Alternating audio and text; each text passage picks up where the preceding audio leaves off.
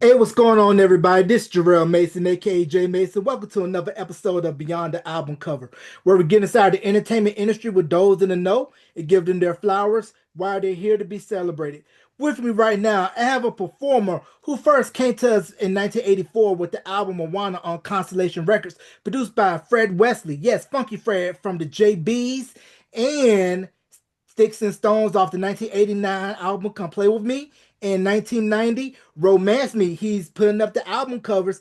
And if you, like me, grew up as a 90s kid, he's known for his portrayal as Mr. Dynamite, Jackie Wilson, in the Jacksons' American Dream. And if you're ever in Sin City, Las Vegas, you can catch this man in and around the strip performing, and he has that fountain of youth. Still look like he did back in 1989 when he was doing the Roger Rabbit, the splits, having the lady swoon, groove, and cool over those fleet feet and sweet vocals. Ladies and gentlemen, let's give a big thank you for Mr. Grady Harrell for coming on Beyond the Album Cover. Mr. Harrell, how you doing, sir? And thank you. I'm good. I'm good, my brother. Thank you for all the flowers, my brother. I greatly appreciate it. Thank you so much. Nah, I appreciate you taking the time. I want to send a big special shout out to my brother CJ. If you're ever in Vegas, go see him at the Souls of Motown review. Thank you, bro, for hooking up this interview.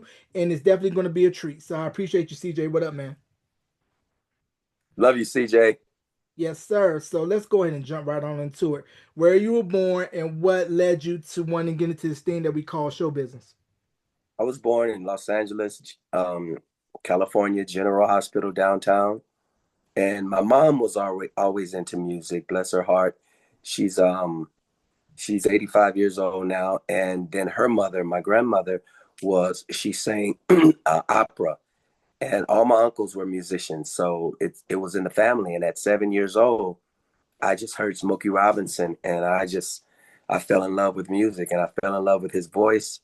And I used to listen to all of his songs for like 5 years straight, all of them. So I would go out in the neighborhood and make little dimes and nickels to perform and use those dimes and nickels to buy more Smokey Robinson 45 records at the time. And that's how I started singing, and I never stopped. And my sister Raquel was in the other room singing Diana Ross, and go figure, she ends up going on the road when she got older with Diana Ross for 12 years. But we'll get to that. Ah, man, that's crazy. So you said you spent the nickels and dimes on the Smoky 45s. I thought you was going to say spend it on some candy and went to go play store. If you know what I'm talking about, you know what No, I'm talking about. right, right. But my mom, she's very strict on us not eating candy like that. She's like a sergeant. So I never bought candy like that. I was just into trying to buy these Smokey Robinson records, or if I got a chance, we went over to my grandmother's house. Her house was the meeting house for all the family, and my uncles used to always have the 45, so I would sneak and take some home. Oh man, so were you ever the de facto record player person whenever music would play and say, "Hey, go get this 45, put it on the turntable," or you would try to sneak and maybe get a record played when the grown folks weren't looking? No, no, my whole thing was by myself in my room on Redondo Boulevard in Pico. We had a little house there, and my whole thing was me by myself uh, and doing that. And then when I finally perfected my craft, I didn't know it was a craft then. I just wanted to sing. And so I perfected that. I was so confident to go out in the neighborhood and sing. And then I recruited some guys to be in a group. Um, Probably when I was 12, 13 years old, and we called ourselves the Young Gents because the Jackson Five, after 5 years of me doing Smokey, then these kids came on the scene. And then I got even deeper into music, and I got some guys from the neighborhood and taught them how to sing. Wow, so you're really honing the craft early, going Ooh. rehearsing, dancing, pretty much going through that school of rigor, like how Motown artists did when they got signed, when they had the charm school for the ladies, Yeah. choreography with the late Charlie Atkins. So that by the time when you came out, you were already ready to go. Yes, exactly, Jarrell. I was so into music, and I look back on all those years ago, and I'm like, I did a show this weekend in Mesquite, Nevada, which is like an hour away from Vegas. And I just be on stage and I'm like, wow, Jehovah God is still allowing you to perform at a high level and dance. And it's just, it's surreal when you look back all those years and you still doing what you were born to do. And that you are born to do, to be an entertainer, and you're still doing it. Now, prior to you getting into the business with any of your family members in show business as well, or you were the first one to really hop off the porch and really get into the business? My mom was with the initial Friends of Distinction. So they had started Harry and the other guy, and my mom just happened to be with one of the girls. I mean, with one of the girls. So it was two guys and two girls in the Friends of Distinction. But before this is when Jim Brown were managing them, and before they took off, my mom just she told me she was too shy and she was scared to sing in front of people. So, they told her so long, Evelyn, and they got another girl, and they took off with "Crazy in the Grasses of Gas, Baby, Can You Dig It?" And but my mom's always been shy, but she was all they were rehearsing it in my living room at the time on Redondo, and they took off, and Raquel and I and my brother Trent, rest in peace, Trent, we took up the music, and Trent was totally different than me and Raquel. He was into rock, he was eclectic, and Raquel and I were Motown all the way. Right. And you mentioned Jim Brown. Let's not gloss over Jim Brown, one of the greatest running backs to ever play the game You in the know it. NFL for the Yep. Cleveland Browns. And he retired when he was at the height to go do movies. I And did. he was a pioneer in the civil rights movement, along with some of those athletes during that era, such as Muhammad Yep. Ali, Kareem Abdul Jabbar, the late great Bill Russell. So, Jim Brown, people, Google him. Yes. Now, Great, I want great. to go back to Friends of Distinction. You mentioned they did Grazing in the Grass, a cover of Hugh Masekela's Yeah. instrumental, which became a top 10 pop hit. And then one of my favorite records, You Got Me Going in Circles. Yeah, Yeah, man. that record. And thinking about them, Woo. and also Fifth Dimension, same Yeah. setup, two Oh, girls, two guys, and their music was actually, they had three guys. three. Oh, Yes. excuse me. Uh-huh. Yeah, that's way before my time. But the Yeah. whole setup premise was Right. pop R&B with a little bit of appeal where it can cross over to the masses, and the same thing with Motown where it was R&B heavy, Yeah. but it was palatable for mainstream audience. And you mentioned Smokey, and I want to Mhm. get, why is the Motown songbook, in your opinion, so important to not only black music but American music, and how you can go anywhere in the world and those records are still loved and revered to this day? Wow, what a great question, Jarrell. It's at a time when America it's still in shambles, but towards our people, the black race, it was really bad back then before you were born, the civil rights movement. And I was young. I really didn't understand anything about it until I grew up. And to have a record company like, the chairman, they call Barry Gordy the chairman, him start that the way he did, and he made these little black kids from the neighborhood. He got them off the street, and he basically like symbolically dusted them off, taught them how to be in front of a white audience. And then the music, he didn't change our music. He didn't cross over. They crossed over to us, because that music, you still hear it, and it's funky, it's melodic, and the lyrics are like so sweet, man, that Smokey and Norman Whitfield and all those other Barrett Strong, all those other wonderful artists were writing and producing at that time. So Barry didn't cross over, but it was clean music, but it was still R&B music that just happened to cross over. Like so much music today. It's, our music still cross over. I can't believe that it's still segregation with pop and R&B, but that's the world we live in. Everybody wants to segregate everything.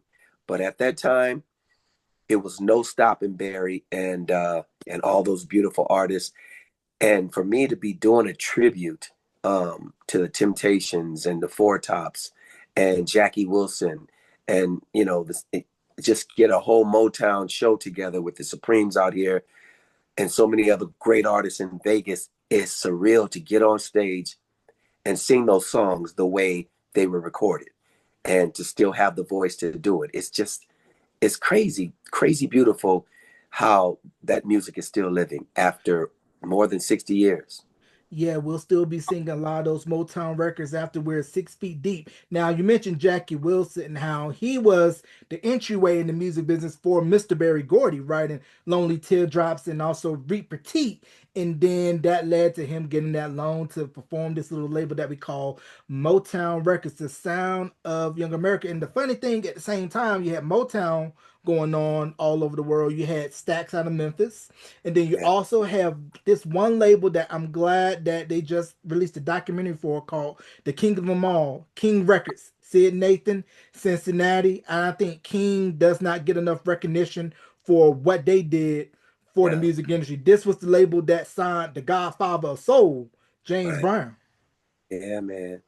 It's just a lot of people didn't get the credit they deserve. I just saw a wonderful documentary on Netflix called, the Stax Records, Mhm. and all those beautiful artists, man, Otis Redding and Mavis Staple, the Staple singers, and just so many other people on that, Sam and Dave, um, and that guy, the white guy who started that label, I forgot his name, but then the black guy who bought him out because the white guy, for all your listeners tuning in, just look on Netflix. It's called Stax. Forget, but it's about Stax record, and I forget the man's name who started. He was a white gentleman, and he took it as far as he could. Then this other man who's still alive, he's like 90 something, black guy, tall black guy. He was his partner for years, and then it's just so crazy, that business. But yeah, there's a lot of unsung heroes in the Mhm. record business and music business, um, artists and record businesses. Yes, sir. I think you're referring to Soulville, USA. Jim Stewart is the name, Yes. co-founder Stats, along with his sister Estelle Axton, and I believe the gentleman you're referring to. See, I know my stuff, Mr. Al Bell. Al, yeah. Ooh, you know your stuff, brother. Kudos to you, man, because I got so much going on in this mind. But yes, that was a great story. And the way they did it, man. And you got to look at that. Who's ever listening, it's beautiful. And I just felt my heart bleeding for Al Bell. It was crazy what they did to him. The Yeah, big yeah, the big labels, because Stax was getting so much attention, and they just, too bad. yeah. Too Yeah, Yeah, and you got to think about it too. This was at a time when the major labels were controlling everything from distributing to the record plant. So it was harder for an indie label to get out nationally unless you had that major label backing, unless you had that muscle or some of this and some other things to really push it out there. So it was just amazing to see what Stax was able to do in yeah. that short period of time. So now let's fast forward back to you. What was the one moment that made you say, I want to go full throttle, jump in full time, and what led you to going around getting the deal and really making your bones before getting your deal with Constellation? Well, after I was going to Arlington Elementary School, and they never had a talent show in that school until I approached the teacher. And I was thinking as I was in sixth grade or something, and I got four other guys together, and we did the Temptations, Cloud Nine. And after I saw how the people reacted, the kids reacted, I was full throttle then, bro. I was like, wow. And then on through junior high school and high school, all the talent shows, everything. And then my sister and I, I started a group, and then my mother suggested that my sister go in the group when I was 13 years old, and that's when we started Papa's Results. So it was Raquel, Brian Cox, my guy Sydney at the time, who lived on Norton, and it was me. So it was kind of like three guys and a girl, like Gladys Knight and the Pips. Well, we never thought about three guys. We never thought about Gladys Knight and the Pip. We were just three guys at first, the young gents. And then my mother said, you should put Raquel in the group. And that's the best decision I made, because I would give my mother, I was like, no, we don't want no girl in the group. My mother said, put Raquel in the group. And after that, 13 years old, for until I got to be 19. We were together about 6 years, almost 7 years. And during that time, we got the attention of a man, Mr. Leroy Harrell. He was no kin to us, but he had our last name, and he took a great interest in us. He was a great man, and he had us in the studio recording. I think one of the first, and you can find this tune on YouTube called Sister Sheila, Papa's Results. And then we did, love makes the world go around. We did that. We did a retake of that. Raquel and I were doing a duet, and we did a few other songs, which, Sister Sheila gave us like the biggest hit over in our region in Los Angeles, but it never got big. But we were doing a lot of great things. Aretha Franklin and her sister got attention to us because we started playing all the clubs in LA. If you were anything, if you wanted to be anything in the business, you had to play Mavericks Flat and the Total Experience and the Apartment and the Persian Room and after proms. And so we were working kids, working so much, and that's what laid the foundation for me to know how to control myself. I just it comes as a second my it's like second nature to do what Mhm. I do, to get on stage, because I started doing it at such a young age. And Raquel and I, we talk about it. She lives in Holland now, and we talk about she's doing shows out there, and we're always talking about our next move, because we'll never lose this fire. And Aretha Franklin's sister Carolyn saw us performing at Mavericks Flat, and she went home and told Aretha, "I seen these kids; they're incredible." And we signed with Aretha and Carolyn, and Carolyn was to do the weight of the work. We never got a record deal or anything because Aretha was doing her own career, and it was just so much going on in Los Angeles at the time. But I was always at Aretha's house in Encino, got to be good friends with her son Eddie and Clarence and Kelf. And the greatest thing that happened out of that is that we got to perform for the first time in 1979 with a big orchestra. And that event was the reception of Aretha Franklin and Glenn Turman. So we came on and we did like four tunes, and then the Four Tops, they were all alive at the time. They came on after us. And it was such a beautiful event. It was always beautiful being around Aretha. She always treated us motherly. It was a beautiful thing, man. And just to be at her house, um, and just to watch her just sitting on the couch, and she played piano all day. That's all she did. Then she would get up and go eat a little something in the kitchen, come back and play. And I didn't appreciate it at the time. Um, but it was a beautiful thing. The memories, now that she's gone, it just it resonates in my mind to the Queen of Soul. I was in her living room. It's just this stuff. I can't write this, man, but it was beautiful. So after we were doing so many things, I had a friend who produced Sticks and Stones. His name is Darryl Ross. Darryl Ross is such a great singer, songwriter. He grew up in the gospel church, and his sister Sharon grew up in the gospel church. So we were all close. Darryl and I went to high school together. He was a year behind me, and so we're family. And shout out to the Ross clan. So Daryl Ross's sister, after about we were together a long time, Papa's Results, but it had kind of run its course. Everybody was getting deals around us. Brothers Johnson, Lakeside, everybody was signing to record deals. But we never signed to the point of making a hit record. But all our friends were signing, and we were happy for them. But we were very competitive as well. We wanted a record deal as well. So instead of a record deal, Daryl Ross's sister called my sister Raquel. She said, Diana Ross is looking for another singer. And of course, we weren't doing too much at the time. I think Raquel might have been working on a job. So of course she took that job. And we weren't doing as many shows as we used to do. And so Raquel went on the road with Diana. That left me as a solo performer. It's just crazy how things work out. And she went on the road with Diana. And whenever she was in Vegas, go figure, I live here now, but I would come down because Diana would sign for like 30 days at a time. That was a residency back then. So 30 days at a time at Caesar's Palace, I would just come and stay the whole 30 days in my sister's room and go to 30 shows just to see who came. Marvin Gaye, the Jacksons. So many people came, Barry. and it started materializing to me. These are the people that I grew up looking at. So I'm backstage on the side of the stage every night and just watching Diana work.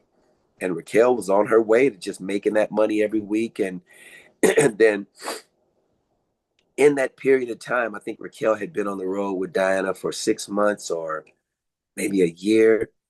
And I was trying to find my way in music. I knew, I wanted to do something. And I get a call from Jeffrey Daniel and Jody. They were in their part of Shalimar. And I remember laying in my bed on 2500 Orange Drive, right off of La Brea and Adams in Los Angeles. And they said, Gerald quit the group right after Take that to the uh, bank. Take That to the Bank came out. I guess he had some product differences with Dick Griffey, and since uh, I had been knowing Jeffrey and Jody went to high school with me. She was a year after me, and Jeffrey was there uh, on a continuation program. So we were good friends even from high school, and he wasn't there long, but and during that time we got to grow close because he loved my performances at Mavericks. He was always there, and so he called me and said, "Hey man, Gerald quit the group, and we want you. We want you. You got to go down and see Dick Griffey, and if you're not here by Monday, that was a Thursday. If you're not here by Monday, that means that should have told me right there, but I was young, that somebody else was in the running. The I clock thought was it was ticking. just me, huh? The clock was ticking. Yeah, but that should have told me also that someone else. But I didn't hear that until later years. He said, if you're not in New York by Monday, that means that you didn't get the gig, right? I'm like, well, I said, cool. So I went to see Dick, went to see Leon Silvers, and they chose Howard Hewitt. I didn't even know Jermaine Stewart was up for the job until Jeffrey told me. So that was disappointing, but I kept going. I just kept going, and then I put a band together, and I started doing clubs again.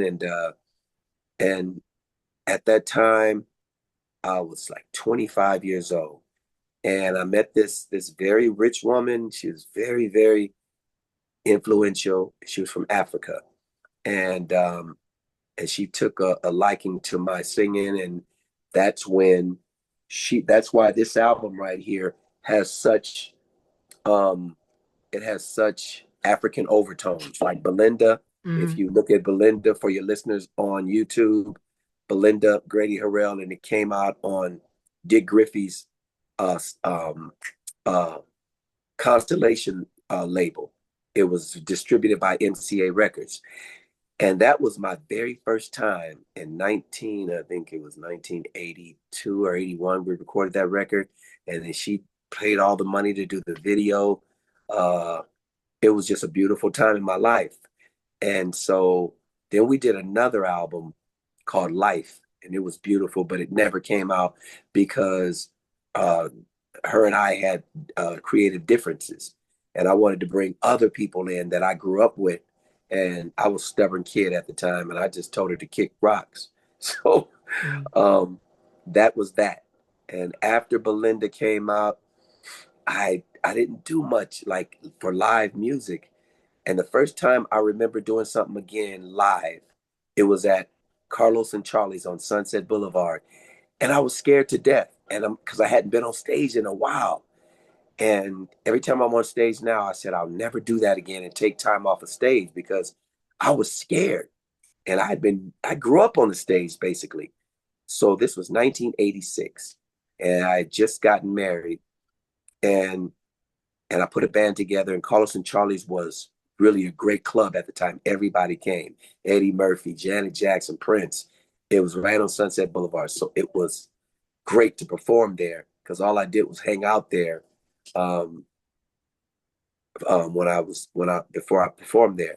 And I was, I think back on it and I look at the entertainer I am now, I was like kind of shame of thinking back. I'm glad I ain't seen a video of it, but I know I didn't do bad. It's probably worse in my mind than it really was. But that's when I did my first show. And after that, I just started doing sporadic shows here and there. And then people would call me to do their demos to sell to other artists. So I get this call from Nate Watts in 1987, might have been 86. And he said, "Hey, man, come over where I got a little studio at Tina Marie's house in Pasadena. And me and James Allen, we want, rest in peace, James, we want you to record our demos." And I did. And so that demo, I let my friend who I went to high school with, Andre Cleveland, uh, he's the son of Reverend James Cleveland. He heard the demos. And unbeknownst to me, he took the demos to Eric Nuri. Eric Nuri, that's spelled Nuri. Eric is now married to Sarita, who wrote Man in the Mirror. Sarita. Wait, talking about Saida Garrett. Saida. I said Sarita. I'm thinking about Stevie's first, right? I always get that mixed up. Sarita. Saida Garrett. He took it. They've been married now, I think 11 years. But Eric at that time was A&R for RCA Records in the R&B department. And Andre took that, and Andre knows Stevie Wonder very well.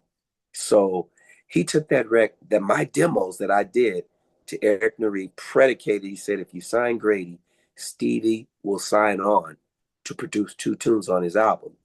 And so then he came back to me, and he told me, "Hey man, I signed a production deal with RCA, and I want you to be my first artist." And so I'm like, I'm in, because I wasn't doing that. And that's when we recorded this album. And this is the one that Stevie Wonder, if you um if you if you YouTube the ones that whole album, all of these albums on YouTube. Why they're not on iTunes, which I'm glad they're not, because they don't make no money. But all these albums, Come Play With Me, Moana, the whole albums are on YouTube, right? Mm-hmm. And it was beautiful working with Steve. And then we had James Allen and Nate Watts producing, Daryl Ross. And then there's this wonderful pianist named Bobby Lyle. He's a beautiful jazz pianist. He's got 2 sons named Thomas, rest in peace, Thomas, and Robin Lyle. So they produced 2 tunes on the album. So I think we had 3 sets of producers, and the album was just, those albums are incredible. And uh, Bob Buziak, who was a president at RCA Records at the time, he wanted Fun to be the breakout single. And we like, no way. We want Sticks and Stones to be the single. I mean, that's the jam, And we had the Soul Stirrers on there, the ones that Sam Cooke used to sing with, and it was just more meaty, which Fun was just more poppy and fun.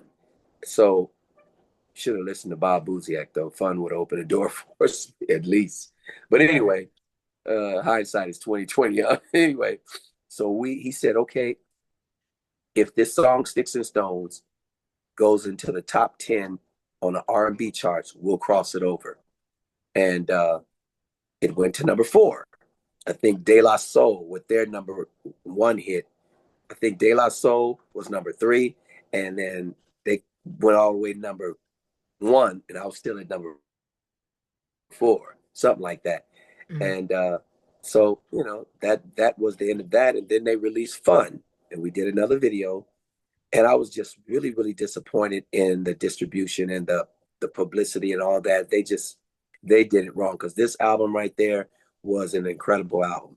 So then Eric Nuri quit, and then they brought on Skip Miller. Skip Miller was at Motown for years. And then Skip came and he said, we're going to do you right this time. It's not going to be none of that, yada, yada, yada. And then we went in and did this album, which is called Romance Me. And by the way, on this album, on Come Play With Me, the duet I did with it's called You and I. It's produced by Stevie Wonder. And I did the You and I duet. I wanted to do it with my sister Raquel, just because she's my heart. But one of the most beautiful girls I've ever seen, Andre, signed her to his production company. Her name was Tyler Collins. So when he talked to me, he said, Grady, I have to get Tyler this deal she signed with me. I understand your love for your sister, but we'll have her on the next album. And so we did the duet. Stevie produced it, and then the other song that Stevie produced called "If Ever." It's one most beautiful song. It's on YouTube. And then they didn't even do anything to promote the Stevie Wonder affiliation with the album. Because Stevie was still, he's still relevant, but he was more relevant at the time. And so that was the end of that. And that's when I started learning the badness about the music business, because you pour all your soul into these albums and you work day and night with other guys, and they don't go anywhere. And Mhm. so that's when we went back to work again after about a year, and we started on this one. And my sister and I did that duet, Your Kiss. So we had producers like Vasal Benford, we had Daryl Ross again, and and we have Vasal Benford. Vasal is a great producer. He produced like 5 tunes on this album, and all his tunes are like fire. And and the first tune, which was produced by James Allen, and it was called "Don't Turn Your Back on Me," and that came out, and it went to 28 on the R&B charts. It was worse than Sticks and Stones, and so after that, Andre, I guess I guess he did something to piss Skip Miller off. So basically, Skip Miller dropped his whole Tinseltown Productions, and that meant all his artists: me, Terry Stanton, Tyler Collins, Domino Theory, and somebody else was signed to him. But that means we were all out of a record deal. So that was in 1993. 92, I think I lost my record deal with RCA. And then I was training my kids at the time to sing, and the rest is crazy, crazy. Yeah, I want to back up really quick because you mentioned Total Experience and Mavericks Flat. Total Experience, for those that don't know, Mr. Lonnie Simmons signed the Gap Band, and Mavericks Flat, one of the premier hangouts. If you were anybody or everybody in LA, you would go hang. And I believe that's also where the dance coordinators were frequent to find dancers for the hippest trip in America, aka Soul Train. Now, with you being friends with Jeffrey and Jody, did they ever try to bring you on the show as a dancer or bring you to the attention of Don? No, no, they were, once a person starts moving and like that, moving and grooving, uh, um, it's just I never even thought of it myself, Jarrell. They were doing their thing, traveling so much, um, and I was at that time. So yeah, they really didn't, because that's just no. I was just still grinding myself, or Mm, being married, having kids, raising kids, and teaching them how to sing. And uh, I never even called them to ask them anything, because I figured, I didn't get that gig, and I was determined to do my own thing. If you're mm, determined, something's gonna happen. And I knew something's gonna happen, but I seldom called anybody for anything. It's funny, every time I never had a card. A lot of people go around and say, "Here's my card." I mm, never had a card in my life. Back then, we didn't have cards. Like, we were just musicians. So, but everything I got, people called me. "Hey man, we want you to do this. Hey man, you want to do this?" It's like that's a blessing. Um, Sometimes when used to sneak in the Grammys and all these music awards for 6 years straight. Me and my friends, fresh out of high school, we would go and rent tuxedos and go through the artist's door, and they'd let us in. So I would take my cassettes and give my cassettes to people, thinking that they're gonna, Jeff Picaro, and just so many people you would see. "Hey, here's my cassette. Can you listen to it and give me a call?" Nobody ever called, because that is the wrong environment to give your cassette. People are getting drunk, they having a good time. It's Grammy night. So never got a call back from any of those big stars I gave my cassettes of music to. Um, and so I just was grinding, doing my own thing. Mhm. And Solar, for those that don't know, originally started out as Soul Train Records, put out the Soul Train Gang. It was a combination between Don Cornelius and Dick Griffey. But when Don Cornelius decided to focus solely on Soul Train, he bowed out. Dick Griffey stayed in, rebranded it as Solar Sounds of Los Angeles Records. And that's where we get Lakeside, we get Dynasty, Shalimar, The Whispers, and also some of the earliest placements of a young songwriter and production duo. You've heard of them, LA and Babyface. So let's talk in Leon Silvers as well. So let's talk about Solar's run and how it's one of the most underrated labels, underrated things in the industry. And also they're responsible for helping nurture Death Row in its early years as well. Yeah. You know your stuff, man. Kudos. Uh, it was just a wonderful thing when Solar was came about and it gave a lot of friends. Don't forget Climax, Oh and yes. I think and the Caldwell brothers, who produced a lot of stuff. But Dick, he had his head on his shoulders. Shout out to Carolyn Griffey. She replaced Jody in Shalimar. She's a good friend of mine. She lives here in Vegas, and her mother Carrie Lucas. That's my family. So we all love each other very much. But I mean, Dick was on a ride, man. He was riding high, and everybody's, Leon Silvers, whose family kicked him out the group, the Silvers, which is crazy. And then he just went just one of the biggest producers in the whole world at that time of music. And it's funny, we were all hanging out a couple of months ago for Jeffrey and Howard's 70th birthday. So they wanted me to sing. And it was just a beautiful thing, just the family together again. Jody and I'm sorry, Jeffrey and Howard and Carolyn, the Shalimar team, and Leon. I hadn't seen Leon in a year. He was there just to represent for Jeffrey and Howard that night, and all the Soul Train dancers who were still alive. So that was just a party. And if you go on my Facebook page, you can scroll down and you can see me singing that song, slow song by Shalimar, and then I hand the mic to Howard. Mm. It's got to be real, This for girl. the love I in could you. write a book on. So it's all. The party is on my. He's probably got to scroll down a couple of months, but it was such a beautiful reunion for all of us. And but Shalimar was the thing, and I mean the. I'm sorry, the Solar was the bomb back then, and that's who the African lady who was managing me took that finished because she paid for all that album, the Moana. She took the finished tapes to Dick Griffey, and Dick Griffey signed us to that label. So it was like a full circle moment, And yeah, Dick was cool. He was, he didn't take no mess, but he was Dick Griffey, and MCA. The funniest thing is Jeffrey was living in Nigeria for a long time, and he tell me, Grady, they play Belinda over here every day still, which tripped me out. And I got so many Nigerian fans on my Facebook page. They thought that they always call me the Nigerian Michael Jackson. They thought that Belinda was Michael. I'm like, so that they love Belinda. And but Solar Record did his thing, and then Babyface came on the scene, who I love, him in LA, and we ran across each other because my manager owned these record studios in Hollywood called Ilumba and another one, and they would record there all the time.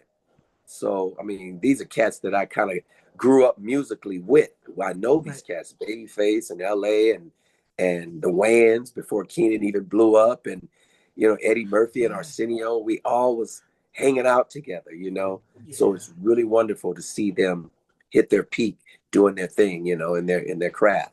Yeah, it was definitely a creative time in Black Hollywood, like you Yes. mentioned, with the Waynes and of course Robert Townsend's out doing Hollywood Shuffle. Eddie is at his hype. I mean, Eddie was so Yeah. bad. He had the Whew. office on the Paramount lot, and Yeah. the documentary Big Eddie Murphy just dropped on Netflix, and you Yeah. really get to see and understand just the magnitude of what he did and the doors Yeah. he opened and how we mentioned Keenan Ivory Wayans, Robert Townsend, some of the heavy hitters we know today.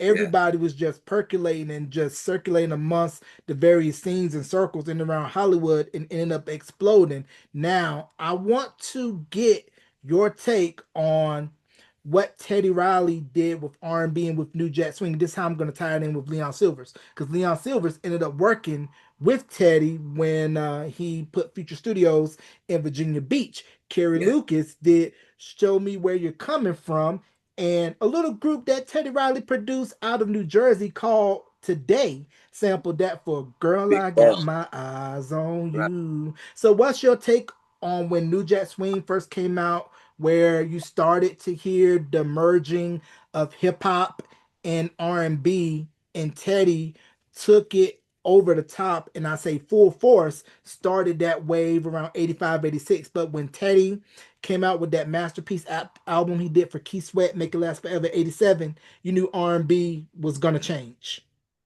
Well, it was just, anybody who's a musician, we all got our ear to the street. You have to. Who's the next big thing? Who's happening now? To the point where after when we were doing Come Play With Me, Teddy was the biggest one at the time, and that was in 1987. So we flew to New York, me and Andre Cleveland, and we met with Gene. Teddy wasn't even there. And do you know how much he wanted a song? He wanted, I think we wanted two songs. Do you know how much he wanted for and Teddy told me he didn't even know this. Now I know because Gene ripped him off. He wanted $250,000 from us for Teddy to produce two tunes. Um, and that wasn't even in our budget. So we had to pass on it. And so Teddy was just hot, and he's still a bad dude. He's just a genius. You got these geniuses like him and Narda Michael Walden and the Caldwell brothers, Calloway brothers. Um, it's so many black producers in the last 40 years that done, put people on the map. So we had mad respect for Teddy, and I still do. I just don't. I don't. I don't respect a person just because of what they're doing now, but what they did and the groundwork they laid. So every time you see Teddy, he's like a king, dude. He's like, hey, man. And I remember Jarrell when I was on all the award shows, and him and Aaron used to, and the Winans and BB used to run up to me and like, you're the next when Sticks and Stones was at his zenith, and you're the next best thing, the next best thing. You're the one, right? And that's when I told Teddy about Gene, saying that Teddy knew nothing of it. We were at the BRE Awards. Um, and we were all backstage, my wife and I and Valerie and all the stars were around. It's just unbelievable when you have a hit record and then you're running into people who have hit records and more. And it's just a Mm. beautiful thing. It's so all those producers, man, I got married and Babyface. I mean, I saw him when he first began. So to see Face now, just one of he's like Smokey Robinson to me, and his melodies and his lyrics. He's a bad boy, man. Yes, Those he are the is. two of my favorites. Yeah. Yeah, Babyface is one of the ones which I was surprised the Lovers album didn't take Woo, off like it did when it came out. Great record. man. And you could tell then that he was going to be a problem Oh, producing and writing. And then, of course, the breakout was Tender Lover. And because yeah. Tender Lover was so white hot, they ended up re releasing the Lovers album. But you could tell right then that he was going to be special. And then they really hit pay dirt once they help this young man who was voted out a new edition find his wings on a sophomore album. Little album you might know, Don't Be Cruel by the one and only Bobby Brown. Yeah. That album, I think that album sold like what, 14 million copies? Yeah, it Something was a crazy. hot seller. Bobby Brown. That Yeah. album was the highest selling album of '89. Yeah. Crossover superstar, and it really opened up the doors for really, at least from my opinion, because I was just a kid at the time. Just like, whoa, people really love R&B, and it crossed over authentically as well. Because when going back and listening to that album from King of Stage, totally different sound, and they Totally was different. really able to mesh the street and the sweet with Bobby, and Bobby incorporated rap into the R&B when it was still foreign, because some radio stations on top 40 edited out his rap on Don't Be Cruel because it was still that kind of party when it came to rap getting played on pop radio. Wow.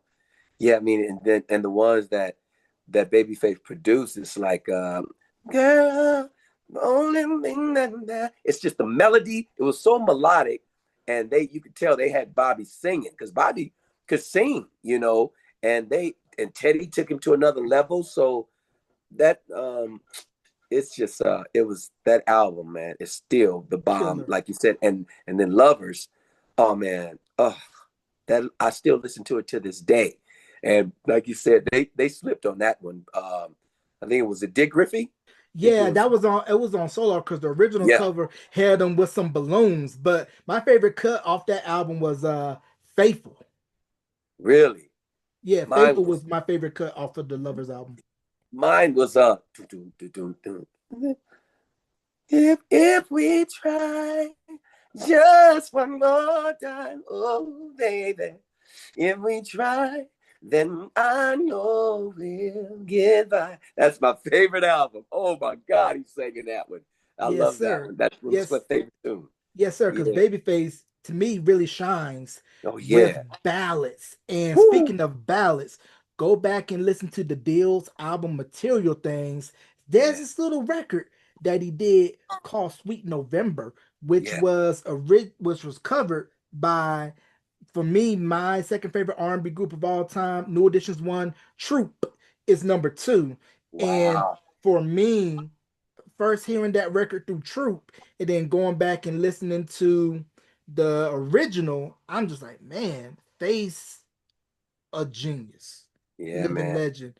American Songbook. I mean, you could go through his Yeah. catalog with all the records that he wrote and Woo. produced, in L.A. Reid as well, and Yeah. just how they were able to do that, then pivot and transition that into putting Atlanta on the musical map with Mhm. LaFace, and to see this past weekend Outkast get inducted into the Rock and Roll Hall of Fame, Yeah. just so that they knew, hey, we got all this talent going on in Atlanta. Let's settle shop Right. here.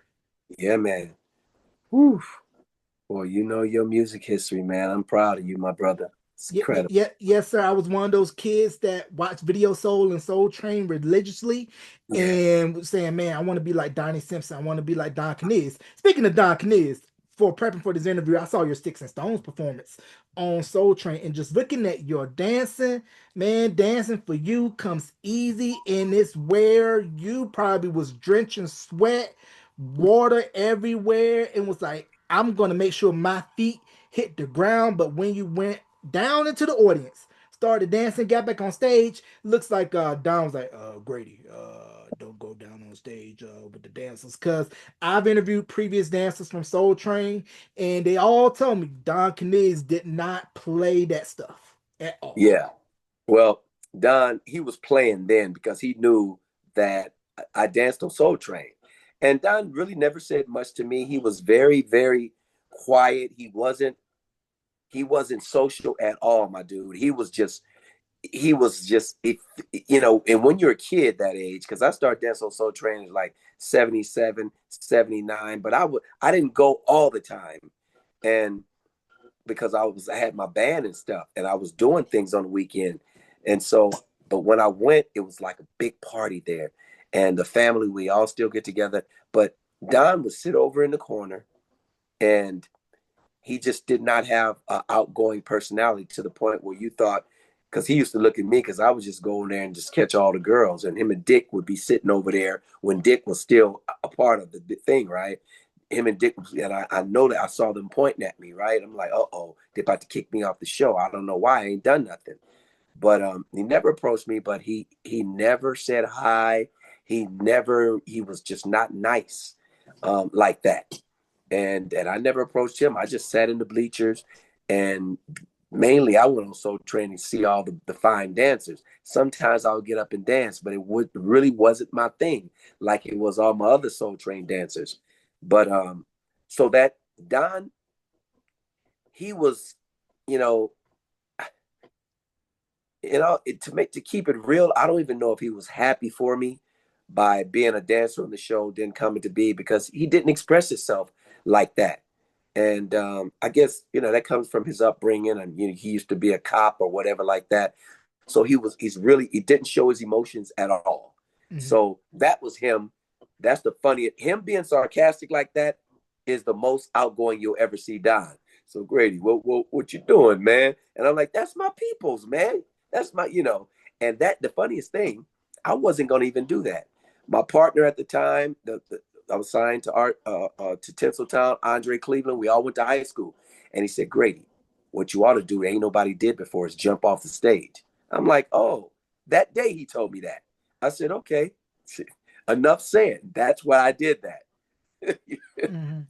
Yeah, and with Yeah. Soul Train, we could go down the list of all the dancers that came through Soul Train from Shabba-Doo, Rerun, Don Campbell Lock, Woo. Jeffrey, Jody. Shout out to Uncle D Derek with the Foxtails. We Yeah. got Tamichi, Tyrone Proctor, Demita Joe Freeman, Sally from the Valley, Otis. We could go on and on of Woo. yes, sir. Like I said, I was one of those kids. As soon as I Yeah. saw that train coming, I was in front of the TV, front and Yeah. center. Don't bother me until 1 o'clock when Soul Train went off.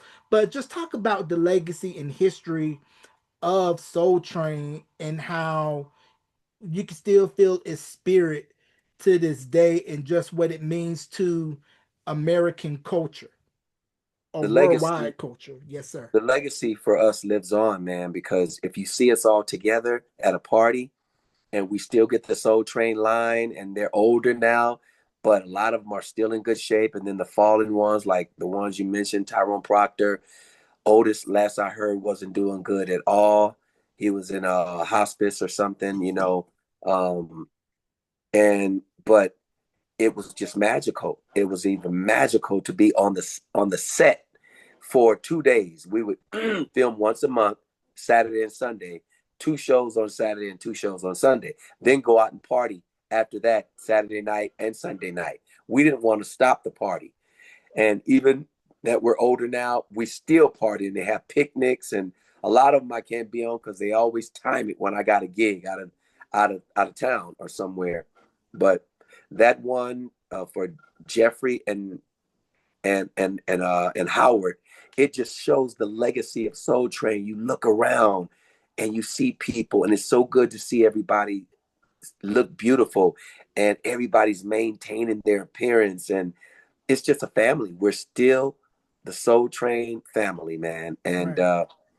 all the memories and all the artists that we met. Don Cornelius, he worked at Magic, man, and he didn't even know it was going to blow up like it did, but he was a trendsetter. Yeah. Rest in peace, Don. Yep. Rest in peace, Don Cornelius. One Yeah. of the people that inspired me to get into media. And, we mentioned Tyrone Proctor earlier. Right. I had the pleasure of interviewing him, years ago when I was on college radio. And then I also interviewed Danny Wood from New Kids on the Block. He had Mm-hmm. shared with me, Tyrone Proctor had did choreography for New Kids. And I think he did the choreography for the right stuff. And Uh-huh. when they did the New Kids were like, oh, this is more than the Time Jungle Love. But Time was like, nah, nah, nah, nah, nah. The pop audience ain't seen this. Watch, when y'all do this, it's gonna go over quick. And that it did, because a lot of people don't know. New Kids on the Block was signed to the R&B division of Columbia CBS Records through Larkin Arnold and Cecil Holmes. The 1986 album flopped, but because of the album flopping, Maurice Starr went to them and said, let's go record another album. Hanging Tough drops. Please Don't Go Girl originally was an R&B record, got played on BET, and then they redid the video once a pop DJ in Florida took hold, and that's when the pop phenomenon of New Kids came in, but they were R&B to the core. And once again, the Soul Train connection was that Tyrone Proctor did choreography for New Kids on the Block. Yeah, man. I mean, a lot of the Soul Train dancers went on to do a lot of great things. Cheryl Song, and they used to always go on these Soul Train dancer tours. And I had no idea they were doing that because I was in my own world doing my thing. But they went all over the world, China, Europe, because that's the impact that Soul Train had on the world. A big impact. Now, another miniseries that had an impact on the world, The Jacksons, An American Dream. How did you end up getting the role of Jackie Wilson for that? So I got seven sons and three daughters, and all the boys except for my daughters sing. I didn't want to have to put hands on them. They was just too shy. No, Daddy, I don't want to do it. Okay, but the boys were singing their butts off like I was at a young age because I worked on them. And when Sticks and Stones was still at its zenith in 1992, I had lost my record deal, so everybody still kind of knew me, you know. And I had a manager, he used to be my manager. His name is Tony Jones, and Tony Jones' cousin is Suzanne DePass. So Tony called me personally and said, Grady, I know you got all these talented kids.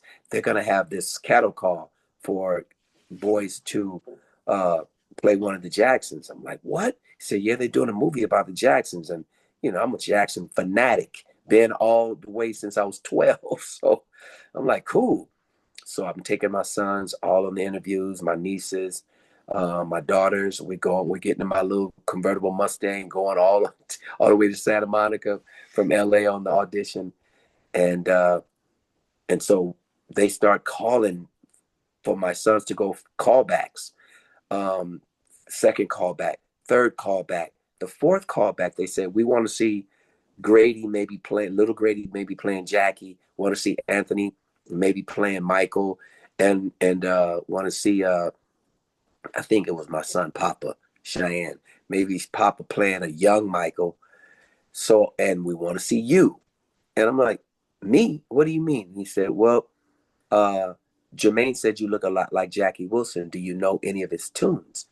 And I lied and said yes. And so uh, they said, okay, well, come tomorrow when you bring the boys, and because it was all almost after business, they called, and the next day, so I said, well, ooh, I was scared to death. I kind of knew your love lifted me. That was a big crossover hit for Jackie, so I kind of knew that. So I learned it that night, and I went the next day, and so um, Catherine was there, Michael's mom, Jermaine and his girlfriend at the time, Margaret.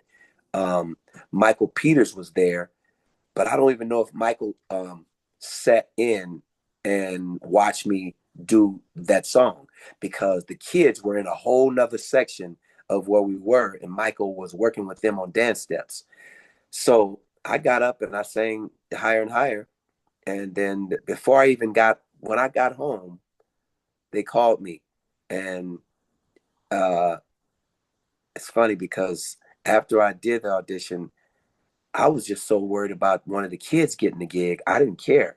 But they called me when I got home and said, you know, they like you. So go down and get fitted. Are you with SAG? And I said, no. Don't worry, Suzanne will handle that, which she did. She paid $1,000 and got me on SAG. Shout out to Suzanne DePass. I love you. And Jermaine, love you, Jermaine, and Margaret.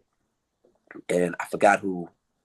You got to look on Google to see who directed it. It was a white lady, nice lady. And and so I got that gig, man. And I think we filmed maybe I went and got fitted maybe 2 weeks later, downtown LA. They had it looking like the some Apollo Theater or something. And so that was just fun. And even when I finished mine in 2 hours, and even when I finished, I would go on the set. And one of my fondest memories on the set is going on the set when they were doing the victory tour. And Angela Bassett was there, and I tried to hit on her. And she's like, you're just a baby. And I'm like, she thought I was, I know that she's probably a year or two younger than me, but everybody used to think I was my kid's brother. And so I just thought that was just so, because I said, she's so fine. That was 1992. And she's like, you're just a baby. So I was like, so shout out to Courtney Vance. He got a queen. Anyway, but filming that was a dream come true. And then the Jacksons, everybody came on the set except Michael. I never saw Michael on the set. And only thing Michael did was insist on choosing the younger boy to play him. He might have chose all the boys who played him, but he definitely wanted to choose a younger boy to play him. And Mhm. it was just people still go crazy about me being on that. And after it aired in August of 1992, I can't even make this up. People started phone giving me phone calls, calling me to do a tribute to Jackie Wilson. I didn't grow up thinking I was going to be a tribute artist. That's how you cannot just be solely focused on a record deal and that's it. Somebody called me and said, "Hey, we're doing a play." And this lady who wrote the play saw you on the miniseries. She wants you to play Jackie Wilson. Then I really had to learn all his songs. And so that's when I started learning, digging in, learning Jackie. And they said that Elvis stole a lot of his moves. So I kind of incorporated some of that Elvis stuff in my on stage thing. And they did hire my son Anthony Harrell. If you look at the credits of all this Michael Jackson singing, that's my son, my second born son, Anthony Harrell, doing all the Michael stuff. And even though Jason can sing, I can hear those tracks, and that's still my son Anthony singing. But Jason wanted to do his own song, but Harold Wheeler, Anthony had sang all those tunes, and Anthony made more money than me to do all those tunes. I think he made 10,000. I think I only made 2,500 for the day, plus the 1,000 she got me in with. But Anthony was in there recording them tunes from Climb Every Mountain to going to Kansas City because I was sitting right next to him in a stool like I'm on now because I know all Michael's phrases. So I told Anthony, do it this way, and it was just fun doing that in the studio with him. And Jermaine said, "Hey, Harold Wheeler, who did the music, he wants you to come down to the studio and see if you could really sing that song. You come out here on the floor." Anyway, come out of here on the floor, baby, work out, because Mhm. I didn't know that to him. And so he said he wants you to come down to the studio, and if you can't sing it, you're still going to be on the screen, but they're going to hire the guy who he married a friend of mine from high school. He played Jackie Wilson in La Bamba. Man, he was my Facebook friend, but I ain't seen him in a long time. It'll come to me. But if you don't know how to sing it, then Harold Wheeler's gonna hire this guy to sing it. And then he said, "But don't worry about it, Jermaine." He said he was so cool. He said, "Don't worry about it. You can do this." So I went down and I sang, "Hey, you come out of here on the floor," and so that's really me singing and dancing. Yep. Oh man. And the Jacksons and American Dream still a treasured miniseries to this day. You mentioned Jason Weaver, Angela Bassett. We got Vanessa Williams playing Suzanne DePass, Billy D. Williams, Mr. Colt 45 playing Barry Gordy. Pre-early fame, Terrence Howard. It was just Yeah. so many heavy hitters that was Yeah. in that miniseries to see it being so loved and so revered now, and it's a part of Yeah. the culture and is well respected, well revered. And you mentioned Jermaine. I think Yeah. Jermaine's solo career doesn't get enough props because Right. Jermaine had some bops. I mean, don't take it personal. I mean, I heard that record was originally intended for Milli Vanilli, but what Mm, happened was Frank Farian wanted Surface, who produced and wrote that record, to go over to Germany to cut it on Milli Vanilli. This was before the boo boo hit the fan with everything that came out later, but they refused, so they ended up cutting it on Jermaine, and then a lot of his earlier stuff, the stuff he did with Whitney, Why Don't You Do What You Do, Dynamite, Tell Me I'm Not Dreaming, which was a cut he did with Michael, but I believe right. because of label Mm, politics, that never officially came out as a single. I think that was just a radio cut. So just talk about Jermaine's solo career and just how, he was no slouch himself on the solo tip. yeah, he was, I've always loved Jermaine because he's got the charisma and I mean the ladies just flock over Jermaine, man. They just flock to him. And I've always loved Jermaine. He was one of my favorite Jacksons, because his first album was just so incredible at Motown when he was still a youngster, like 18, 19. Mhm. And that show, his standout was beautiful. I just didn't like when he left his brothers. I liked the magic with the brothers. Family is everything. And the funniest thing, dude, so Motown, when they moved to LA, the studio they recorded at was right 10 minutes, 15 minutes from where I lived in LA. Uh, that and Poinsettia Park is where everybody met at to play baseball and to play tennis and everything. So I'm riding around when I got to find out where Motown the recording studio was, and me and my friends were riding around, and I said, "Let's go around to the park." Dude, there Jermaine was standing out in front of the studio. So I got out, and he had just freshly left his brothers. I was freshly out of high school. And I said, "Man, I'm just one of your biggest fans." Go figure, man. I never thought he would hire me because I never forget meeting none of them because they were I was just their biggest fan.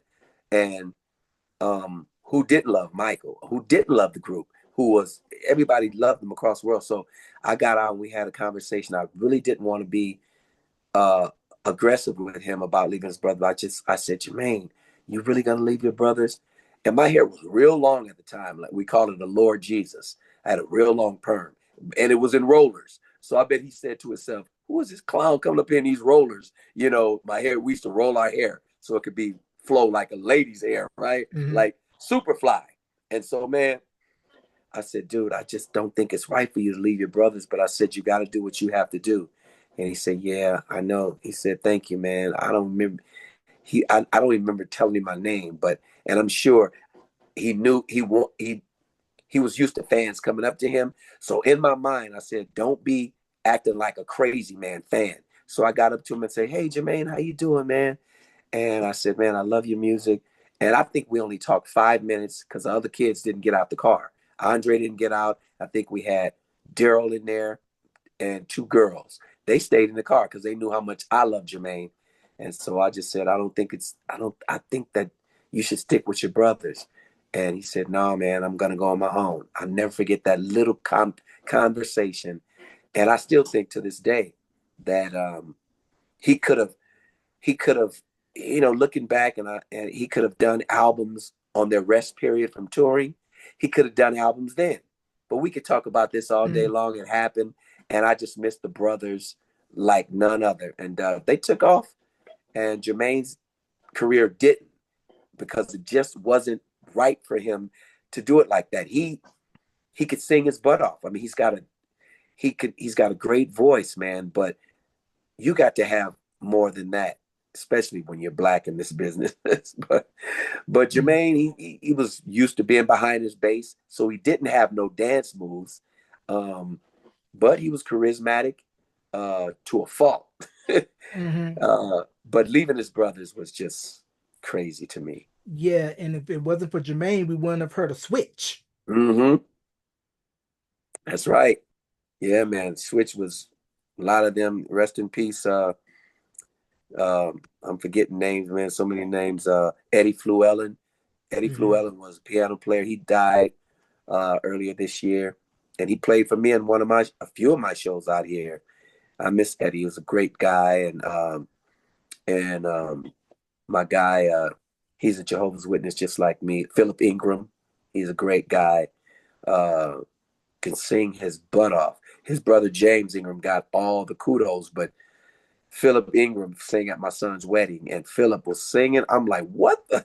He's a bad boy. Mm-hmm. But Bobby got all the attention because of, he just had that vibe. Bobby Yeah, and El DeBarge got that vibe, dude. yeah, So Bobby DeBarge, and that opened up the door for DeBarge to come yes, out, and people were like, "Wait, there's more?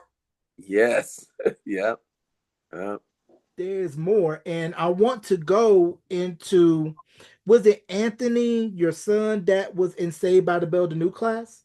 yes. So when they were coming up, I signed them to this agency. As a matter of fact, I was performing at a club in Santa Monica with my boys. They were young at the time, and Cheyenne might have been about 4 years old on stage.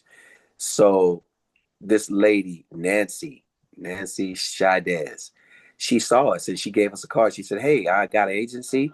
I can send you guys out on commercials." And that's what we did. I was on so many, taking them on so many commercials, always doing headshots. And they did a lot of commercial work. But my meat and potatoes, I always call Anthony my meat and potatoes. Shout out to the squirt. Uh, Anthony booked 9 out of 10 uh, auditions he went on. Grady did a lot. Little Cheyenne did a couple Kraft commercial. But Anthony was doing everything. I mean, Pringles, Coca-Cola. He did so many commercials that he was always working. Then he did, I guess, Rashawn Patterson quit Kids Incorporated on the Disney Channel, Mm-hmm. and they got Anthony. That was his first really big gig. I think he did that for about a year or two. Kids Incorporated. That was fun. Maybe 2 seasons. And then, but they were always singing. I would have them singing at clubs when they were underage, just like I was. And I was always their guardian, taking them to clubs. And then Anthony was just taking off, man. He was doing, wonderful thing, but he always wanted to sing with Grady and at the time, Jeff. And until the boys start growing up and they all start singing together. Yeah. Mm-hmm. And then Dr. Dre signed them when they were so it was three of them. Anthony, Grady, and their high school pal Jeff. So they kind of styled themselves after Boys to Men. That's all I heard in my house at the time. And so my friend Miguel Nunez, he called me and he said, "Hey man, Dr. Dre is looking for some young singers. I thought about your sons." So we met Dr. Dre over on Pico at, I think it was an Italian restaurant, one of his favorites, DeMarco's or something. And we sat there, me and Miguel, Dr. Dre, one of Dr. Dre's proteges, and my friend Stan Foster. And Dr. Dre signed him. And man, it was a wonderful thing, man. It was Dr. Dre gave him a big hefty bonus. I think it was like about 100,000. And all the boys went out and bought cars. And of course, uh, my lawyer Craig Darien got his. I got the manager's fee, but it was beautiful. And then Dr. Dre started paying him every week. Dr. Dre was good to my sons. Wow. Um, so that was their first. They were supposed to be out on that Aftermath record, but I don't know why. Only Dr. Dre can tell you why he didn't put them on that one. Then after a while, about a year, he dropped them, and uh, and then they started, training their younger brothers, Cheyenne and Jacob and JR to be in the group because Jeff quit. Like I told them he would. I said, man, there's guys who just, it's not in their blood. There's so many guys who I taught to sing, but it wasn't in their blood and they're not singing to this day. And my sons always ask me, Dad, how did you know? I said, because you taught him how to sing and he didn't have it in his heart like you guys got it. So, Mm-hmm. um, yeah, it's a trip, huh? Man, Life. that's crazy. And you mentioned Miguel Nunez. Are we talking about the actor Miguel Nunez Yes. from Sparks, Joanna Man, and like me from North Carolina? I believe he's from Wilson, North Yes. Carolina.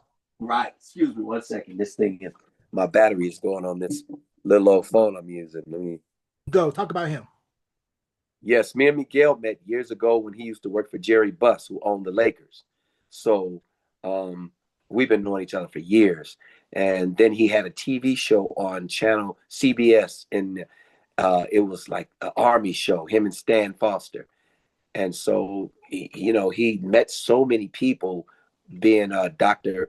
Buss's, um, I don't know what he did for Dr. Buss, but they were very close. And Miguel knew that I sang and he knew about the boys. And shout out to Stan and Miguel.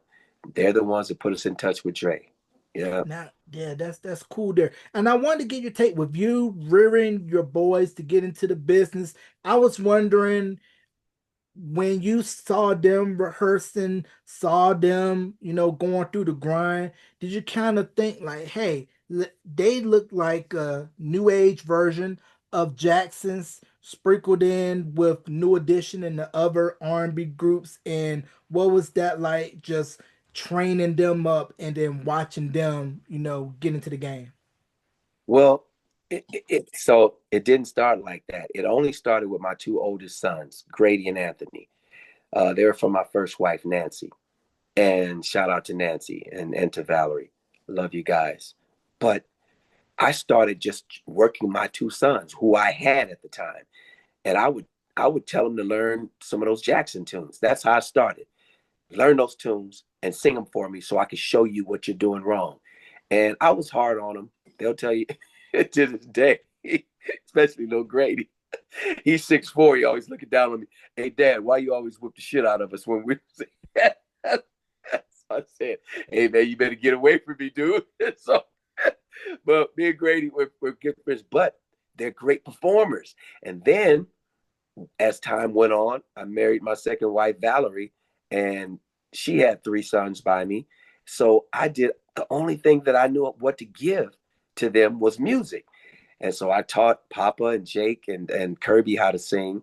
And that's how it happened. I never knew um, that they would, I mean, it was always, I don't even think I thought about it. But first, Anthony and Grady and my sister's daughter, Kanela, were in a group. And I renamed them Papa's Results. So we were doing so many shows and having a good old time. They'd be up all late at night and had to get up and go to school the next morning. But Kanela don't even sing anymore. She's a manager for Amazon. But Grady and Anthony are still doing it. Then as Cheyenne and Jacob and Kirby and JR started growing up, then they formed. I had nothing to do with them forming a brother, and they just formed it because I was doing my own thing somewhere, and then they said, "Hey, pops, we got this, this deal we're gonna do with brother." And I remember Wayne Brady had him on his show when Wayne Brady had his Emmy-winning early TV show, and I'm like, "Wow, that is wonderful." So they started doing their thing, and Anthony was producing all their songs. Anthony's a wonderful producer, man. He just learned how to produce, and I remember I used to have a lot of sleepless nights because he was learning how to work that drum machine, and it was like boom, boom, all in my. I'm like, oh, but I never told him to stop, and he's just one of the baddest producers that I know. He used to produce albums for me, for everybody in the family. Everybody would go to Anthony, everybody, and he worked with some of the biggest producers. Man, matter of fact, all those songs that he recorded, Dr. Dre heard him, and that's why he wanted to sign him. Wow. Yeah. Wow, that's amazing. And I'm curious to know, did you happen to see the teaser trailer for the upcoming Michael biopic? Yeah, man, that's crazy because I go to a congregation out here in Las Vegas, one of Jehovah's Witnesses, and one little boy who plays little Michael goes to my congregation. His mother's a Jehovah's Witness, and so he never even told me or anybody. We you don't brag, at the meeting, but he's like a little old man. He's so cool. I just happened to see him maybe year before last. And I'm like, and I said, I told his mom, like, I didn't know he was playing little Michael. And he's like, yeah. And he's like, he always watching you do Jackie Wilson on the miniseries. So he's like, that sparked him. And he's always comparing himself to you doing the miniseries. I'm like, oh, wow. So I'm just so, every man Grady was talking about it today. Like, man, I can't wait till that movie comes out just to see that their take on it. But I know I mean, I've seen the whole story and lived it with them. So I basically know the story, but I love to see how Jermaine's son is going to do as Michael. Yeah, I really think it's going to do well, and I think I'm Yeah, calling it now. It's going to be his Ray moment. Well, I think it's going to do for him what Ray did for Jamie Foxx. Because I mean, to yeah, have Jafar Jackson, son of Jermaine, Michael's nephew, to play your uncle, I really think when he do his press junket, he's probably going to say Michael was with me during the whole shoot, and you could go straight to the source, go to your uncles, go to your aunts, go to your grandma to get the story. And I really think that it's gonna do well because Michael is still university loved, oh beloved. I yeah, mean, we'll never see an artist that university loved again to never. where one Woo. out of three homes own Thriller. And let's talk about what he did for blacks in the music business. When Off the Wall was awarded the best soul album for the Grammys, he was mad at the fact that why am I regulated to just a black category? And Yeah, that led him to make Thriller to cross over to different genres. And also, too, it broke the color line at MTV, where yeah, Walter Yatnikoff, who was head of CBS, called MTV, told them, I'm gonna pull every video off of the library if you don't play Michael. And that led to the de facto color line being broken. at MTV. And also, what I think was most important was that Michael knew the business of show. I'll say it one more time. He knew the business of show to where he was dropping jewels to artists like, hey, make sure you get this in your contract. Don't let them take this. Because the music industry, for those that don't know, it's like Sin City. It's always set up for the house to win. If you think you're gonna Mhm. hit for a lick, nope. You gotta know how to play the game, know the Yeah. contracts, know the lingo. And Michael knew the value of his worth, knew contracts, and also knew where publishing was where the real money was at. Wow. Yeah, I couldn't have said it better, my brother. It's just like he's everything to any entertainer. And I met him twice in my whole life, face to face, and he was just such a gentle human being. Um, and it's like you get in front of Mike, I just didn't know what to say. But yeah, we shared the same religion at the time when he was a witness, and I'm like, yeah, I'm a witness. I'm your spiritual brother. No hollering, no all that kind of crazy stuff. But um, just to shake his hand, he had big hands. Twice in my life was a beautiful thing. I remember it.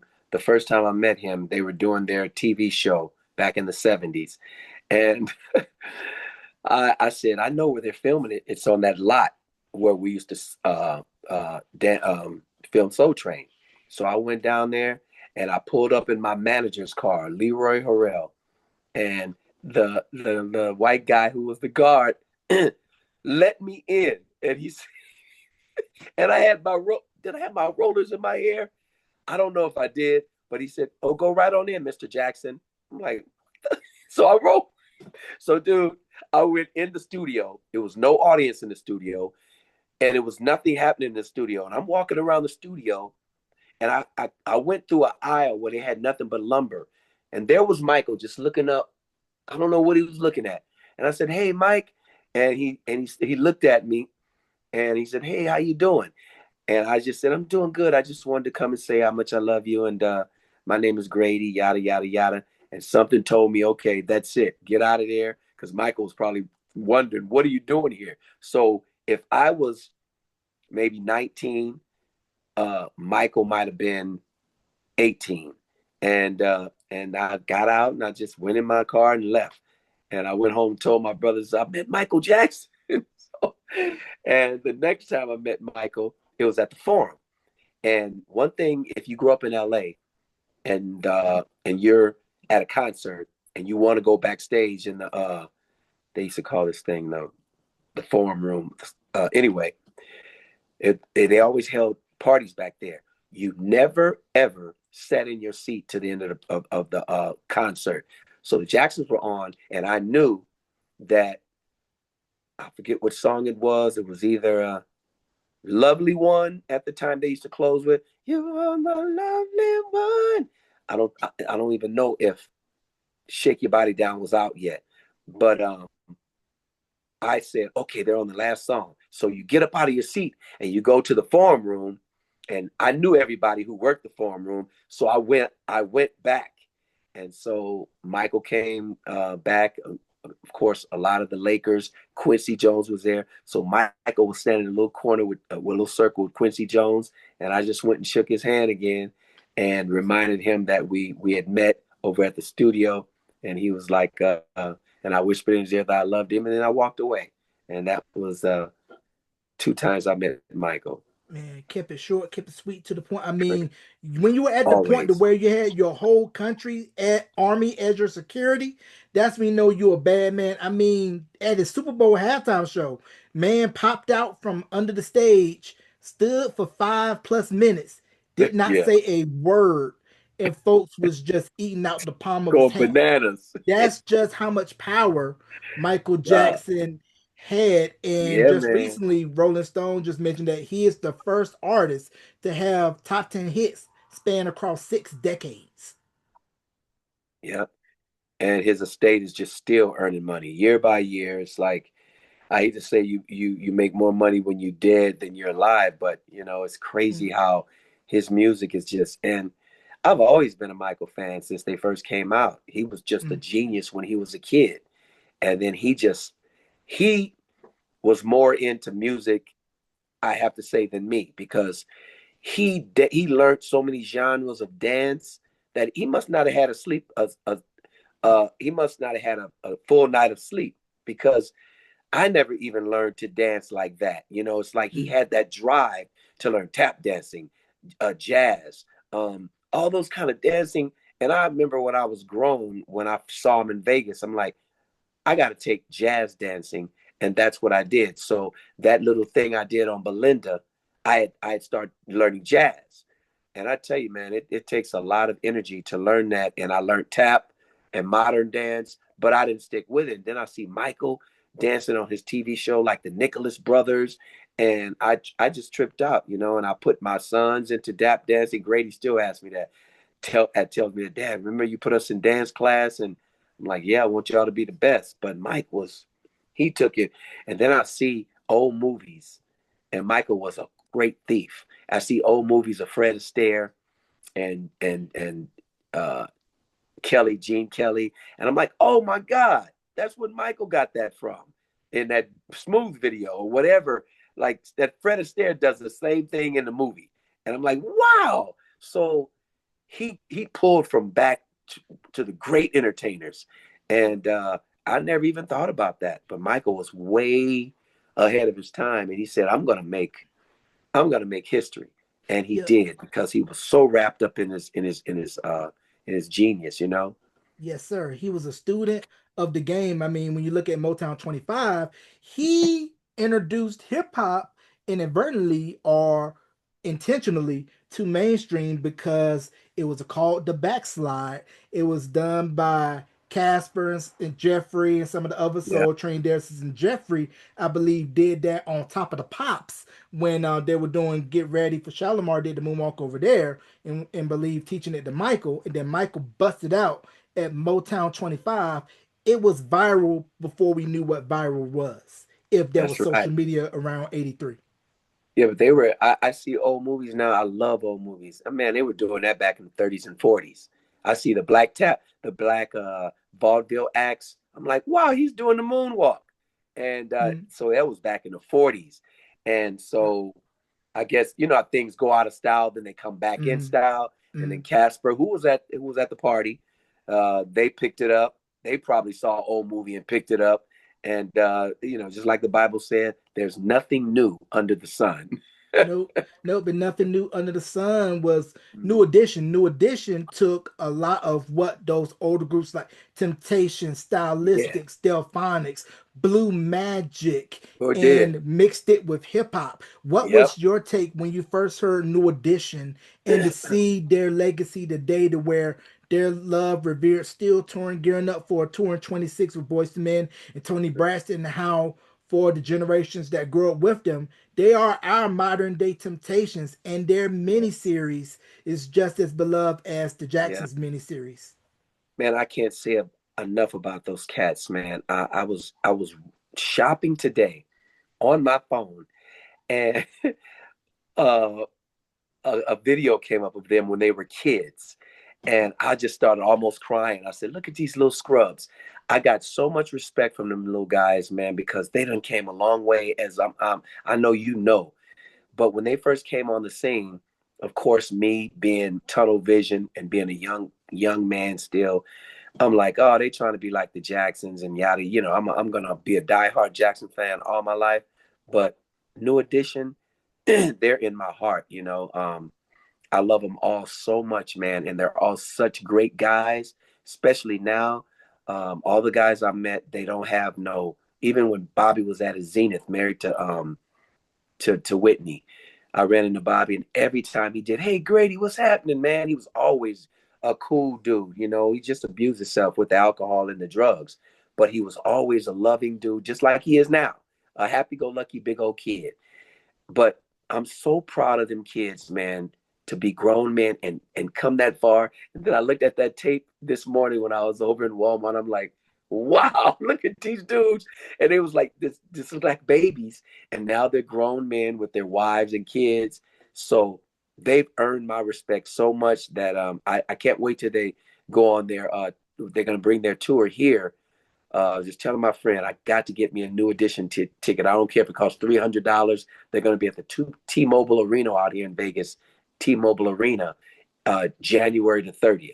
But they are so incredible. The last time I seen them live is when the Jacksons, when they start touring again with Jermaine, uh, the Jacksons, R. Kelly, and them. It was me and Grady and Grady's wife at the time. We went. No, no, no. Grady wasn't married then. Me and Grady and my wife, we went because Grady and I we were betting who you think is gonna come on first. Well, I said the right thing. Grady's like, well, I think Dad, New Edition is gonna come on first. Then the Jacksons, then R. Kelly. I said, no. Nah. I said R. Kelly's gonna come on first, and the Jacksons are gonna close. I bet. That concert was so. R. Kelly came on, killed. The New Edition came on. Oh my goodness, they killed so incredibly. That had to be in 2015, 16. I forget. But and then the Jacksons came on, and it was mediocre at best. And when I was a kid at 12, I saw girls running towards the stage. It was crazy. So me to sit there and not have the spark Michael with them at the end of at before even the end of the show, I saw people getting up leaving, and I'm a Jackson fan. I just felt bad, and then after the show, I told my wife, "Let's go." They were on "Shake Your Body Down to the Ground," and I said, "Let's go," because it was just not what I grew up looking at, you know. Right. But New Edition is number one, man. That's still exciting to me, and still Yeah, dancing like that. Yep. yeah, and to think about what they did together as a group and individuals and how they influenced Yeah. the industry Whew. individually and collectively, we'll never Yeah. see a group of that magnitude again where BBD, Yeah. Right. Bobby, Ralph, Johnny was already an established solo artist before Right. coming in the New Edition, and because of being in New Edition, boost the profile when he put out his album on Motown, which had both LA and Babyface and Jimmy Jam and Terry Lewis Yeah. produce. One did one side, the other half did the other. And to just see them still surviving, thriving, because everything that they've gone through in the business would have broken Yeah. anybody else. But the love, the brotherhood, the Whew. respect, and their fans are the ones that still keeping it going. The only thing that's left for New Edition to achieve, in my opinion, is to get that induction to the Rock and Roll Hall of Fame, which is coming. Oh, it's It, coming. it will come. It will be a matter of time. Now, Yeah. I want to talk about you been in Las Vegas and how within the past couple of years, Vegas has changed to where artists are now looking at it as okay, it's a great place for me to go perform, do the long game. If I don't want to tour, you come see me, or I can hop on, do a short residency, and then go back out and tour. Whereas decades ago, Vegas was looked at as an elephant graveyard where careers go to die or you were on your last legs. So, what was the flip to where Vegas is all of a sudden being looked at as okay, this is easy money? Well, I can't even tell. I moved here 20 years ago in 2005, and I never thought I would stay here. I thought I was going to go back because my friend said, "Hey, man, I need you to come to Vegas with me and do Legends in Concert." I didn't know what Legends in Concert was. Legends in Concert is a tribute act company, and I thought he was going to definitely say, "I want you to do Jackie Wilson," and it wasn't Jackie Wilson. He said, "I want you to do Temptations tribute," and I did that 2.5 years. So back at that time, I was hardly never in Vegas because I was here the first 4 months, and they have properties in Myrtle Beach, California. They have properties in Branson, Missouri. They have property in Atlantic City. I don't know if they still do because they're not as big as they once was. Legends in Concert. So I did that for 4 months, and then they sent us to I think it was Myrtle Beach, South Carolina, for 4 months, and then they sent us back to Vegas for 4 months.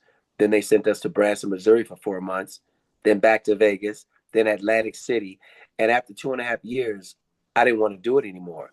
So I quit Legends in Concert and I got with a band called Groove City. and we played a lot of lounges, Indian casino lounges. So I was never in Vegas. I was living here, but I was always on the road with Group City for 7 years. And so I didn't really know what was going on in Vegas. I was always gone and I was always busy. And I love that 7 years I reinvented myself as far as an entertainer because I was always working in these lounges and my voice got stronger. And it was we had a funky little band, man. But it wasn't growing. For 7 years, we were doing the same stuff, and I wasn't gonna quit, but there was a chance of me getting a show on the strip. And so I told the band, I said, I gotta leave for 8 weeks and then I'll come back. Well, they got their feelings hurt. They like, no, you ain't gotta come back.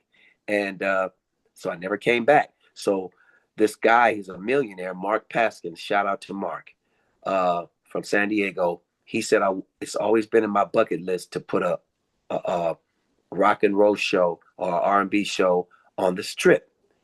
And my boy Pete Peterkin, he said, Grady, can you do Jackie Wilson and Sam Cooke? And so I'm like, yes. And then Pete was doing Ray Charles. So they didn't Vegas, they didn't want to hear Mark's idea. They said, go somewhere and do it and film it. And so in 2014, he flew the cast up to Reno and we played Reno at Harris for 8 weeks. And it was beautiful. It was a big old beautiful stage and big old band. And so he got the film and we came back here and we got the show on the strip at Bally's Casino up in the window showroom. So we went on right after Mr. Vegas, Wayne Newton. And I played Sam Cooke and Jackie Wilson. Pete played Ray Charles. Debonair played James Brown. Talmadge Parasol played Smokey Robinson. Then we all got together and played and did the Four Tops. And my girl Victoria did Dionne Warwick. So that was a show on the strip. And we did that for 2.5 years. So after that show ended, because of political reasons out here in Vegas, um, I just started doing a lot of corporate shows for West Coast Music. And when my boys broke up, brother, my two oldest boys, they asked what to do. I said, call Jim Eppolito at West Coast Music. And they do all these casuals, high-end casuals. They did, it's like mainly a lot of rich people's wedding receptions. They did LeBron's wedding reception, Justin Bieber's, uh, Scooter Braun, so many. These are the kind of corporate gigs we do. And the money is just incredible. So my other sons didn't want to do it. So that's why I put together a little group and we do it with my three guys out here. And Jim told me to put together a Motown thing. And that's what I do now, corporate shows, but I do also all the other things. I don't turn down nothing but my collar. Right. I know that's right. You're not leaving money on the table. No way. Because I'm an entertainer. That's what I do for a living. So far be it from me to turn down work unless I'm already booked. Yeah, you don't work, you don't need. And I think the nature of Vegas has changed as well Oh, because it yeah. doesn't have that same stigma like it once did. Dirty, Right. seedy. Of course, it still has some of the mafioso connections. If you know, you know. Well, the But thing is, I didn't mean to cut you off, but the oh, go thing ahead. is, when the mafioso ran it, they paid big time. Now it's run by corporations, and it's not the same. All the old guys who got here before me, they don't they were making money to buy houses with, and that's just playing in lounges and stuff. But now it's like it seems like, and I don't want to say, I hope this is not true, but it seems like they don't want black folks on the strip. And I don't like that saying that, man, because I don't want to call anybody prejudiced, but there's not unless you're Lionel Richie, you come in for maybe a few weeks or Earth, Wind and Fire. These are people with a string of hits under their belt. They got a library of songs. Diana Ross, Mm. she'll come in and do uh, Chicago, come in and do like 2 weeks. But New Edition, they did a long run here for a minute, and then Boys to Men were here for a minute, but then it comes to an end. But to see shows like we had, like Solid Gold Soul, they don't. It seems like they're shying away from that. Matter of fact, one of the agents told me that she was sitting in a board meeting with all these young guys who are entertainment directors. Said, "We don't want no Motown on the Strip." How you gonna say you don't want Motown on the Strip? Motown is still thriving. Everybody that came to our show at Window Showroom, 9 out of 10 of them were white folks and Mexicans because they're keeping Motown going, and that's what we were doing. So the Strip is not like it used to be, but it used to be great in the '90s uh, for um, for guys who were playing in the lounges. They're paying big money. Those mobsters, whoever ran it at that time, all the old entertainers told me that's when it was happening, and it died down kind of like in 2001 and two when the big companies the big guys start taking over Mm. corporations. Yeah, you mentioned the heavy hitters coming in, and then of course we got the Aces in Vegas. You got the A's that's getting ready to move out to Vegas shortly after the stadium is being built over by where Tropicana used to be. And Right. then you got the Raiders in Vegas as well, and also the Golden Knights in Yeah. Vegas as well. So you got all these sports properties coming on, and then with sports betting being available mostly all 50 states and through your phone, Vegas doesn't really have that stigma attached to it like it once did. Right. And I think people are starting to see, hey, we can make some money here. And like you mentioned, New Edition, Boys to Men, Usher's residency as well. I Hmm. think Vegas is starting to see, okay, there's power in the black dollar, in that Right. we want some of our stuff in Vegas as well. It's Hmm. okay to see country, rock, pop, big band, magic, whatever, what have you. But no, we want Yeah. this. And seeing how hip hop is over 40 plus years old, that we got generations that grew up on it, that we want to see our acts that we grew up with on the strip as well. Yeah. Yeah. It's true. But there's so much talent out here, man. So much talent, and they're not getting the credit or the money they deserve. But I'm always, I never ever lose my drive just because it's not happening. So I go out of town to make the real money. You just meet people, and they'll hire you out of town. There's no money in Vegas right now at all. You have to go out of town to get that paper, and that's what Mm. I do all the time. Yeah, so you're that hired gun. Yes. Yes. I always go out of town, and now I do a tribute to the Earth, Wind, and Fire. I went out to Chicago about 2.5 months ago, and we did the Earth, Wind, and Fire tribute. Man, I was playing the role of Maurice White, and William Jordan was doing Philip Bailey, and my guy D. Levance was playing the bass as Verdine, and we had a band already in Chicago. It was a festival, a sea of folks, and they were going nuts. And so we just did a tribute to Kool and the Gang. See, you got to be able to be a chameleon, not just one thing. So I don't just do Jackie Wilson and Sam Cooke. It's like I did a one man show uh just a couple of months, it was September, in Atlanta. And Atlanta's is a great place to perform. And I did tributes I opened up with and you can go on my YouTube page, Grady Harrell, a mellow baby slash Grady Harrell, and see little excerpt of that show. It's called Tribute to the Great Men of Soul. Came out doing Jackie, went into Sam Cooke, went into James Brown, went into Smokey Robinson, and all the while telling my story. And on the screen, you see me in pictures with all the guys some of the guys who I took pictures with. Then I went into, after Smokey, I think I went into Marvin Gaye, and then Jeffrey Osborne, and then Michael Jackson. And it was just great. It was just me and the band. And we had a wonderful time. And my guy, Randy Weathersby, he had all the videos in the back while I was singing. So the audience, they went nuts. And I'm booked again out there to do the show at St. James Live in Atlanta in February. So Vegas ain't the only thing in town happening. You got all these beautiful places in every state that's happening, and Atlanta is just opened up, with great entertainment out there. You got to have many pots on the stove. Can't have one thing Oh cooking at man, the same time. You know what I that's mean? right. Yeah. Yes, That's right. sir. So before we conclude this interview, any shout outs you want to give, plug your socials, and also where can folks get to know more where they can see you when you come to their town? Well, um, I want to shout out first of all to my sister Rocky Harrell in Holland. I love Raquel so much. She's still on her drive. We're still on our drive, sis. And I love you so much.